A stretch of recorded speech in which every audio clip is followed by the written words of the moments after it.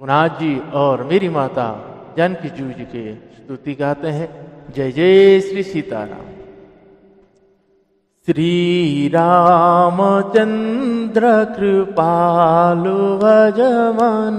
हरण भव भय दारुणं नव कंजलोचन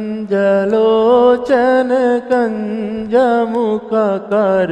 कंज पद कंजारुणम कंदर्प अगणित अमित छविनव नील नीरज सुंदरम पटपीतमानहुताड़ित रुचि शुचि नौमि जनकसुतावरम भजु दीनबन्धु दिनेश दानव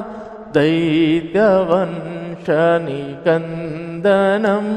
रघुनन्द आनन्द कंद कौशल चंद दशरथ नंदनम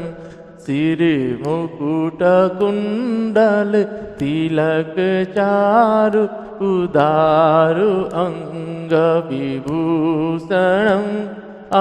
आजानुभुज सर चापधर संग्राम जित खर दूषणम् इति वदति तुलसी दास शंकर शेषमुनिमनरञ्जनं मम हृदय कञ्जनिवास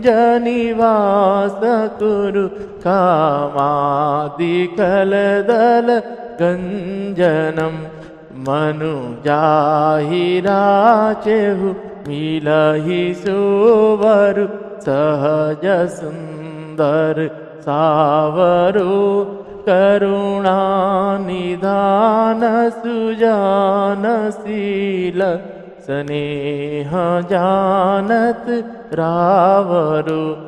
एहि भांति गोरी अशीष सुनिसिय सहित हिय हरषियली तुलसी भवानी पूजी पुनि पुनि मुदित मन मंदिर चली तुलसी भवानी पूजी पुनि पुनि मुदित मन मंदिर चली जानि गौरी अनुकूल सिया यह रसु न जाई कही